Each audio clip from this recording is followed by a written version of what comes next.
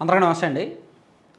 రేవంత్ రెడ్డి గారి పాలన దాదాపుగా ఏడాది పూర్తయింది. రేవంత్ రెడ్డి గారు ముఖ్యమంత్రిగా బాధ్యతలు చేపట్టి ఏడాది పూర్తయింది. సో ఈ ఏడాదిలో ఆయన పాలన మీద పూర్తిగా పాజిటివ్ లేదు, అలాగని పూర్తిగా నెగిటివ్ కూడా లేదు.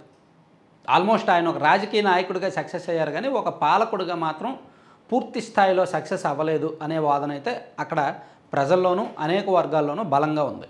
సో ఇంకా 4 years రేవంత్ రెడ్డి గారు ఈజీ పాలిటిక్స్ అయితే ఈజీ పొలిటికల్ వేలో అయితే లేరు. ఆయనకు బలమైన రాజకీయ ప్రత్యర్థులతో ఆయన రాజకీయం చేయాలి. ఒకవైపు బీజేపీ కేంద్రంలో అధికారంలో ఉంది, అక్కడ ఆల్రెడీ 2 కేంద్ర మంత్రులు ఉన్నారు. మరోవైపు బీఆర్ఎస్ పార్టీ అది ఓడిపోయినప్పటికీ వాళ్ళ మూలాలు బలంగానే ఉన్నాయి. ఎంపీల్లో ఒక్క సీటు కూడా గెలవకపోయినప్పటికీ బీఆర్ఎస్ పార్టీ అంటే ఒక సెంటిమెంటు ఎమోషన్స్, వాళ్ళు ఎనీ టైం రాజేయగలరు. అందులోకి బలమైన లీడర్స్ ఉన్నారు బీఆర్ఎస్ పార్టీలో. సో అందుకు రేవంత్ రెడ్డి గారికి అంత సాఫీగా అయితే లేదు. సో గడిచిన ఏడాదిలో ఆయన చేసిన సంక్షేమ పథకాలు కావచ్చు, చేసిన కార్యక్రమాలు కావచ్చు, ఉద్యోగ ప్రకటనలు కావచ్చు, లేదా ప్రక్షాళన చేసే దిశగా ఈ మూసీ నది ప్రక్షాళనని, తర్వాత హైడ్రా అని తీసుకొచ్చినప్పటికీ దేనిలో కూడా బలమైన ముద్ర వేయలేకపోయారు. ఇప్పుడు హైడ్రా ఉంది, తీసుకొచ్చిన కొత్తలో మంచి ఫేమస్ అయ్యి ఒక పాజిటివ్ ఇమేజ్ క్రియేట్ అయింది. ఆ తర్వాత అక్కడ హైదరాబాద్లో రియల్ ఎస్టేట్ కుంగిపోతుంది, మార్కెట్ పడిపోతుంది, 40%కి పైగా అమ్మకాలు పడిపోయినాయి, ఆదాయం పడిపోయింది అని రావడంతో దానిలో వెనకడుగు వేయాల్సి వచ్చింది, తప్పలేదు. ఇప్పుడు మూసీ నది ప్రక్షాళన అంటున్నారు, దానికి చాలా అమౌంట్ ఖర్చు అవుద్ది. అది రేవంత్ రెడ్డి గారు తన మానస్పుత్రికగా భావిస్తున్నారు. సో దాన్ని తెర మీదకి తీసుకొస్తే దానికి బడ్జెట్ భారీగా కావాలి, అంత ఈజీ టాస్క్ అయితే కాదు.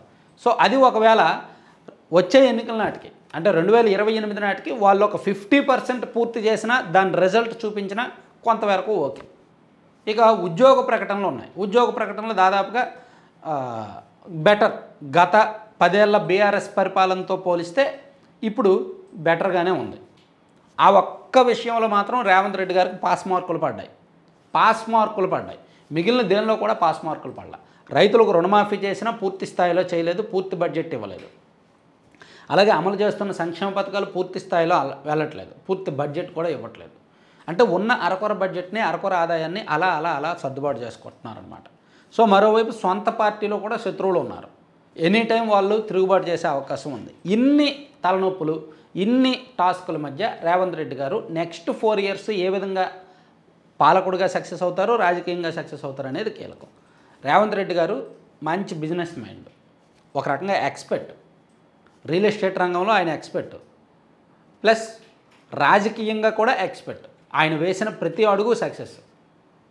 ఆయనతో పాటే రాజకీయాల్లోకి వచ్చిన కొంతమంది ఎమ్మెల్యే స్థాయిలోనో లేదంటే అంతకన్నా కింది స్థాయిలోనే ఉండిపోయారు, కానీ ఆయన మాత్రం ఎక్కడికో వెళ్ళిపోయారు, సీఎం స్థాయికి వెళ్ళిపోయారు.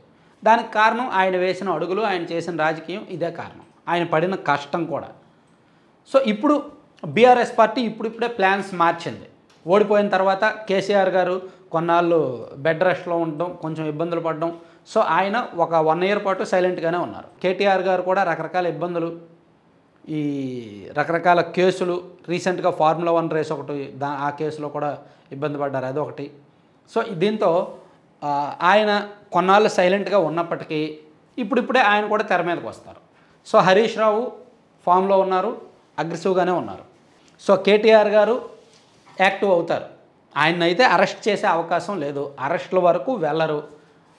ఆయన చేసిన తప్పులేంటనేది పూర్తిగా ఆధారాలతో ఉంటారు. మరోవైపు ఇది దాదాపుగా 9 నెలలు అయింది తెర మీదకి తీసుకొచ్చారు ఫోన్ ట్యాపింగ్ వ్యవహారం. దాని మీద ఇప్పటి వరకు ఒక కంక్లూజన్ లేదు.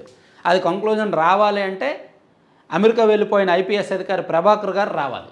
ఆయన అక్కడ నుంచి రారు. ఆయన అక్కడ పూర్తిగా అక్కడే సభ్యత్వం తీసుకొని ఉండిపోయేలా ప్లాన్ చేస్తున్నారు. ఆయన వస్తేనే ఇక్కడ ఆ కేసు మూలాల్లోకి వెళ్తారు, ఆ కేసులో కీలకం ఎవరు అనేది రాబెడతారు. కానీ అది కూడా ఒక డౌటే. సో ఇట్లా గడిచిన ఏడాది కాలంగా రేవంత్ రెడ్డి గారు ఒక సాఫీ ప్రయాణం చేసినప్పటికీ, సాఫీగా ఉన్నప్పటికీ పూర్తి స్థాయిలో పాస్ మార్కులు రాలే. కానీ నెక్స్ట్ ప్రయాణం అంతా కూడా మొల్లబాటే. రాజకీయంగా వీళ్ళు దూకుడుగా వెళ్తారు. కేసీఆర్ గారు ఇప్పుడిప్పుడే తెర మీదకి వస్తున్నారు, బయటకు వస్తున్నారు, మీడియా ముందుకు వస్తున్నారు, మాట్లాడడం మొదలు పెడుతున్నారు.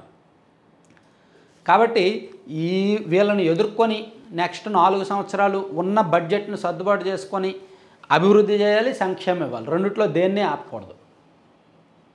అభివృద్ధి కూడా ఇప్పుడు వరకు జరుగుతున్న దాన్ని కొనసాగిస్తూనే కొత్తగా ఆయన అనుకున్న ప్రాజెక్టులు తీసుకురావాలి. ఇట్లా మన కంక్లూజన్ ఏంటంటే నెక్స్ట్ 4 ఇయర్స్ ఈజీ కాదు, ముళ్ళబాట. సాఫీగా ఉన్నప్పుడే ఆయన పూర్తిగా సక్సెస్ అవ్వలేకపోయారు.